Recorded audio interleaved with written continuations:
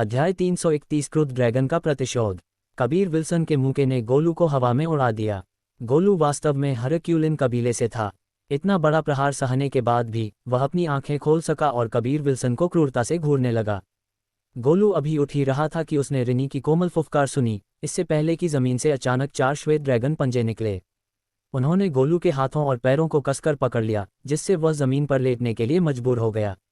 आसमान में अत्याचारी स्प्रिट आध्यात्मिक ऊर्जा तेजी से बढ़ने लगी, जिसके साथ तेज हवा का झोंका आया और कभी कभार बिजली की गड़गड़ाहट भी सुनाई दी, जिससे ऐसा लग रहा था जैसे कोई तूफान आ रहा हो।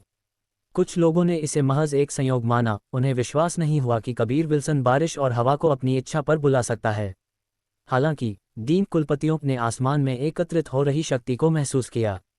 उन्होंने सपनों में भी ऐसी भयावह मार्शल तकनीक के अस्तित्व के बारे में कभी नहीं सोचा था, जो हमला करने के लिए स्वर्ग और पृथ्वी की स्प्लिट को इकट्ठा कर सकती थी।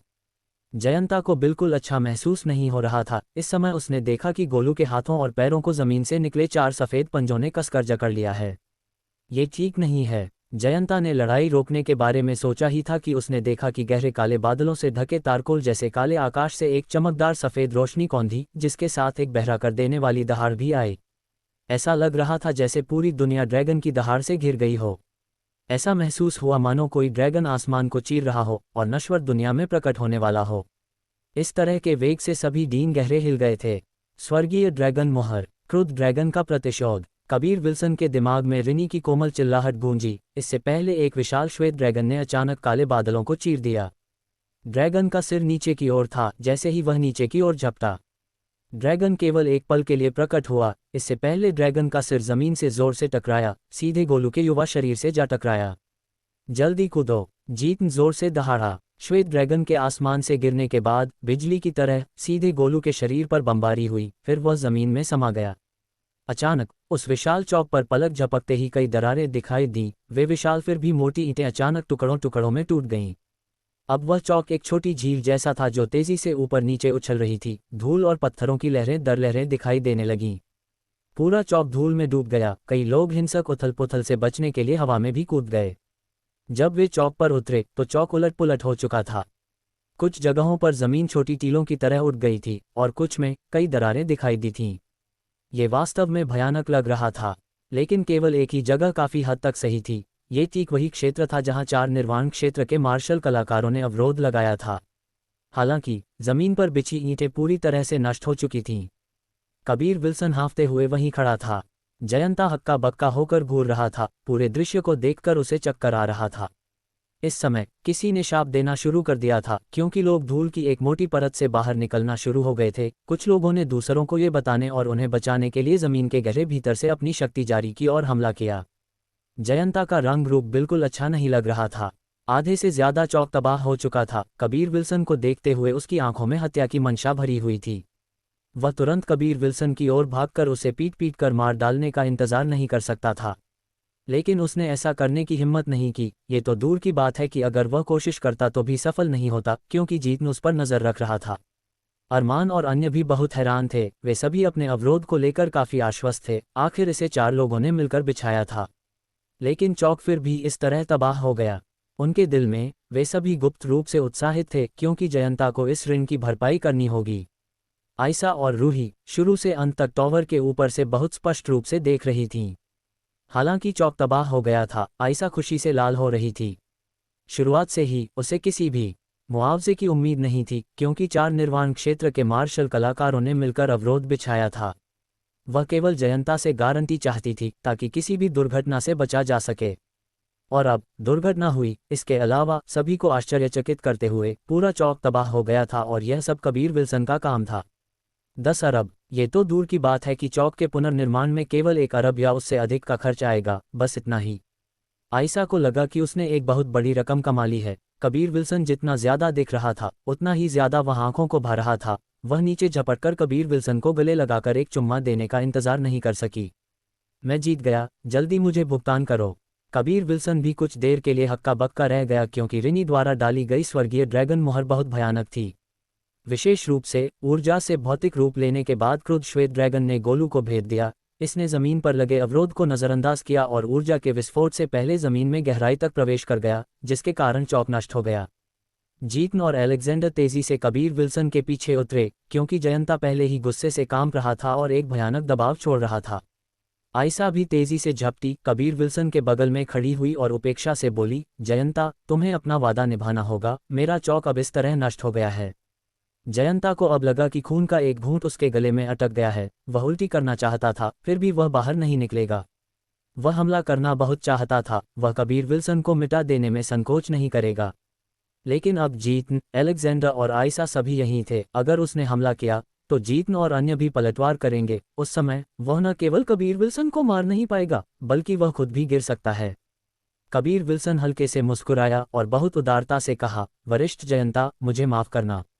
हालांकि चौक को मैंने ही नष्ट किया था, लेकिन इसके लिए आपको जवाबदेह ठहराया जाना चाहिए। तो ऐसा ही हो, मैं केवल चाहता हूं कि आप मुझे 100 मिलियन क्रिस्टल पत्थर का भुगतान करें।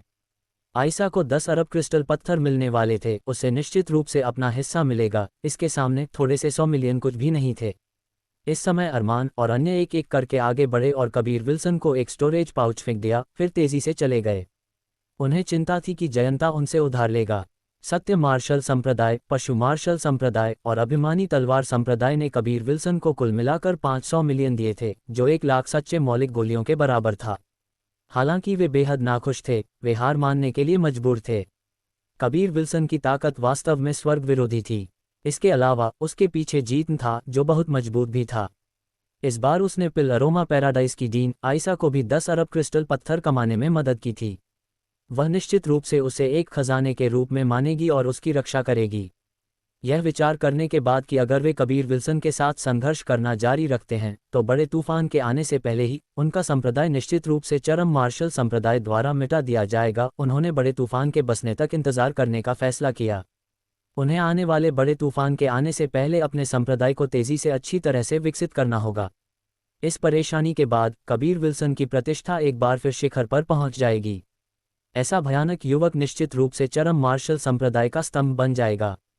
सभी का मानना था कि कबीर विल्सन के अगले चरम मार्शल संप्रदाय के डीन बनने की बहुत बड़ी संभावना है। आयशा ने जयंता को सांस लेने का मौका दिया। वह चिंतित थी कि जयंता अपने गुस्से में कुछ कर बैठेगा, तब उसे अपने 10 अरब कभी नहीं मिल पाएंगे। जयंता ने कुछ देर तक लगातार गहरी सांसें लीं, तभी उसे बहुत बेहतर महसूस हुआ। वह लंबे समय से जीवित रहा था, पहली बार वह गुस्से से मर गया था, और यह कोई अतिशयोक्ति नहीं थी। जब धीरन ने डीन का पद संभाला था तब उसने इतना कष्ट नहीं भोगा था, और यह सब कबीर विल्सन के कारण हुआ था। मेरे पास फिलहाल इतने ज्यादा नहीं हैं। मैं आपको 50 वर्षों में किश्तों में भुगतान करूंगा। हर साल मैं आपको 200 मिलियन का भुगतान करूंगा। मैंने कभी नहीं कहा कि मैं ये सब एक बार में दे दूंगा। जयंता द्वारा स्थापित मुक्त अमर सागर अभी भी बहुत नया था। वह ये भी जानता था कि बड़ा तूफान आने वाला है। अगर उसने इसे एक बार में भुगतान कर दिया तो उसका मुक्त अमर सागर का खजाना खाली हो जाएगा। इन डीन के लिए 50 साल बस कुछ भी नहीं थे। आयशा में भी समझदारी थी, वह जानती थी कि वह बहुत तेजी से मजबूर नहीं कर सकती। वैसे भी जयंता के लोग अभी भी यहीं थे, वह भाग नहीं सकता था। अध्याय 332 10,000 साल पुराना स्प्लिट मिल्क। जयंता ने कबीर विल्सन को 100 मिलियन का भुगतान किया। मूल रूप से ये 200 मिलियन था, लेकिन कबीर विल्सन ने उसे 100 मिलियन की छूट दी थी। इसने कबीर विल्सन के प्रति उसकी नफरत को थोड़ा कम कर दिया। कबीर विल्सन के चेहरे को देखकर जयंता खुद को उस पागल आदमी धीरन के साथ जोड़ने से नहीं रोक सका।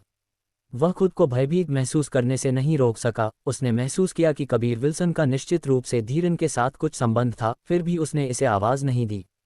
नफरत से नफरत पैदा होती है। जयंता में अभी भी समझदारी थी।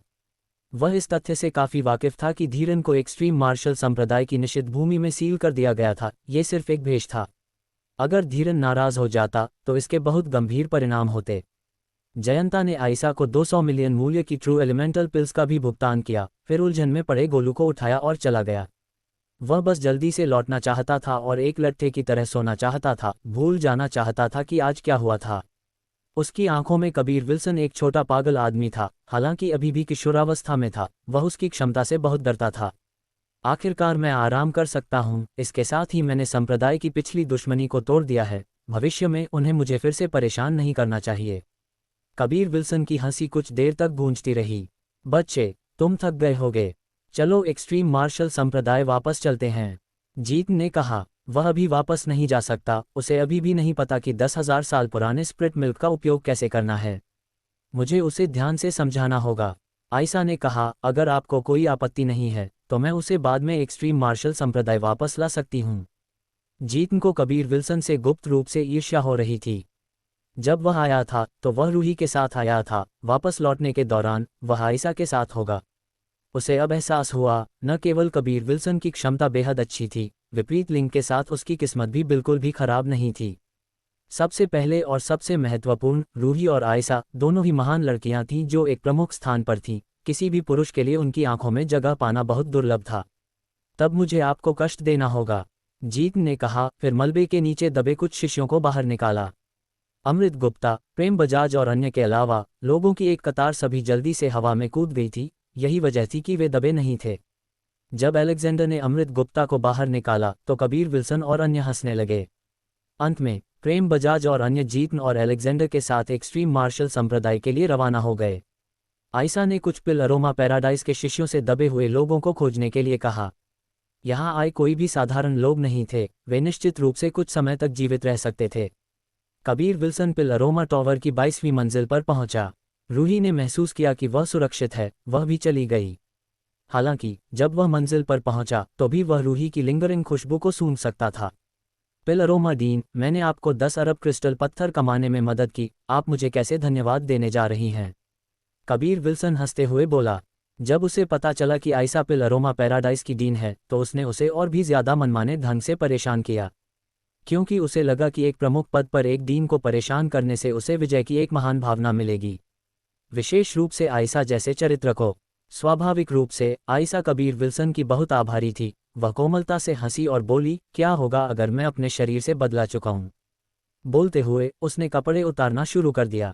जैसे ही उसका सफ़ेद लबादा नीचे गिरा, कबीर विल्सन की नज़र में केवल सफ़ेद मलमल की एक परत उसकी भरपूर छाती के चारों ओर लिपटी हुई आई, जो उसकी उत्कृष्ट आकृति को रेखांकित कर रही थी। उसकी पतली कमर और उसकी स्पष्ट रूप से दिखाई देने वाली कॉलरबोन कबीर विल्सन के लिए आत्मा विचलित करने वाली थीं। कबीर विल्सन खुद को लाल होने से नहीं रोक सका। उसने जल्दी से कहा, रहने दो, मेरी एक पत्नी है, मुझे बहकाओ मत। कबीर विल्सन को इस तरह देखकर आयशा थोड़ी निराश हुई। छी, तो तुमने रूही पर हाथ क्यों डाला? वह तुम्हारी पत्नी की शिक्षिका है। तुम छोटे बदमाश वास्तव में बुरे हो, गुरु और शिष्य दोनों को प्राप्त कर रहे हो। आयशा ने मजाकिया ढंग से मुस्कुराते हुए कहा, फिर अपने कपड़े वापस पहन लिए। कबीर विल्सन ने भी कोई स्पष्टीकरण नहीं दिया। उसने अपने हाथ फैलाए और कहा, जल्दी से मुझे सिखाओ कि 10,000 साल पुराने स्प्रिट मिल्क का उपयोग कैसे करना है। मैं जल्दी से एक्सट्रीम मार्शल संप्रदाय वापस जाना चाहता हूँ। क्या तुम्हें मैं परेशान करने वाली लगती हूँ? क्या तुम मेरे साथ नहीं रहना चाहते? आयशा ने कोमलता से फुफकारते हुए कहा। उसने जानबूझकर अपने आकर्षक और चलते हुए चेहरे पर एक उदास अभिव्यक्ति जाहिर की। यह उपस्थिति बहुत नाजुक और मार्मिक लग रही थी, जिससे दूसरों को उससे कोमलता से प्यार करने की इच्छा महसूस हुई। मैं कैसे कर सकता हूँ?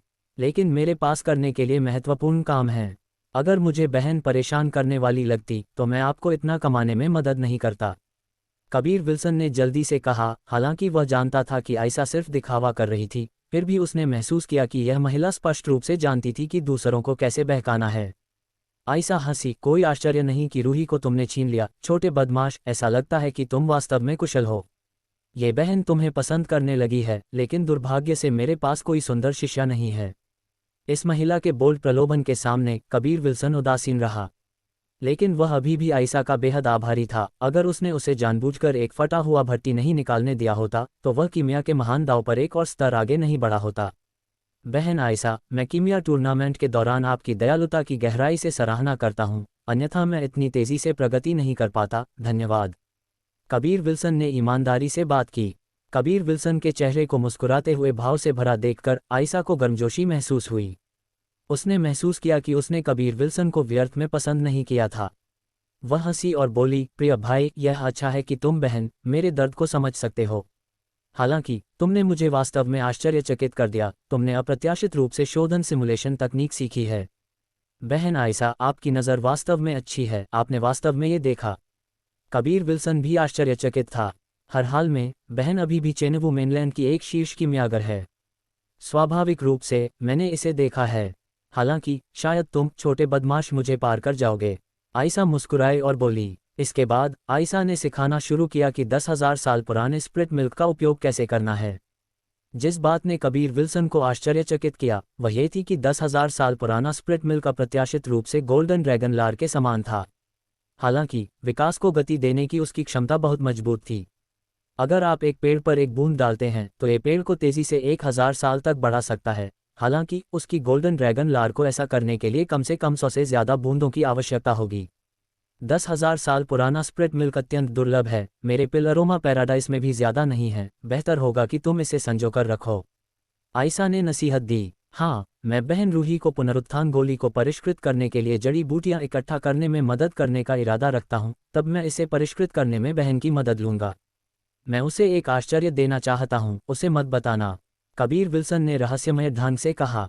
आयशा एक पल के लिए थोड़ी हैरान हुई, उसे उम्मीद नहीं थी कि कबीर विल्सन वास्तव में ऐसी भावनाएं रखेगा। उसने पाया कि कबीर विल्सन और रूही की भावनाएं अत्यंत गहरी थीं, जिसने उसे थोड़ा ईर्ष्यावान बना दिया। वह रूही को लंबे समय से जानती थी, वे कभी कभी एक पुरुष और एक महिला की भावनाओं के बारे में बात करते थे। हालांकि उसे उम्मीद नहीं थी कि रूही पहले प्यार में पड़ जाएगी, इसके अलावा अपने शिष्य के आदमी के प्यार में पड़ जाएगी। बहन, क्या पिल अरोमा पैराडाइज तुम्हारे द्वारा स्थापित किया गया है? कबीर विल्सन ने धीमी आवाज में पूछा। लेकिन निश्चित रूप से, मैं अत्यंत जबरदस्त हूँ, है ना? आयशा ने गर्व से मुस्कुराते हुए कहा। आप वास्तव में जबरदस्त हैं, मुझे वास्तव में आपको मेरी दासी के रूप में स्वीकार न करने का अफसोस है, अफसोस। कबीर विल्सन बोलते हुए पछतावे के साथ दिख रहा था। आयशा हंसी। मैं उस समय जानती थी कि तुम्हें इसका पछतावा होगा। अगर तुम अभी भी चाहते हो तो मैं अभी भी तुम्हारी दासी बनने को तैयार हूँ। कबीर विल्सन चौंक गया। उसने पूछा, वास्तव में? बेशक, ये सच है, मैंने पहले ही कहा है, मैं निश्चित रूप से तुम्हारी दासी बनना चाहती हूँ। आयशा ने शरारती ढंग से मुस्कुराते हुए कहा। यह एक मजाक जैसा लग रहा था, फिर भी नहीं। चलो इसे कुछ समय के लिए टाल देते हैं। अगर तुम मेरी दासी बनोगी तो बहन रूही और कियारा लुईस ईर्ष्यालु होंगी। हालांकि मैं इस पर विचार करूंगा। कबीर विल्सन मुस्कुराया और बोला। उसका जवाब सुनकर आयशा ने उसे एक गंभीर रूप दिया। तुम काफी शर्मनाक हो। बस थोड़ी देर पहले तुम्हें पछतावा हो रहा था, अब तुम नहीं चाहते। आयशा ने मुंह फुलाते हुए कहा, फिर कबीर विल्सन को पकड़ा और खिड़की से बाहर उड़ गई। पलक झपकते ही वे ब्लूम सिटी के बाहरी इलाके में पहुंच गए थे।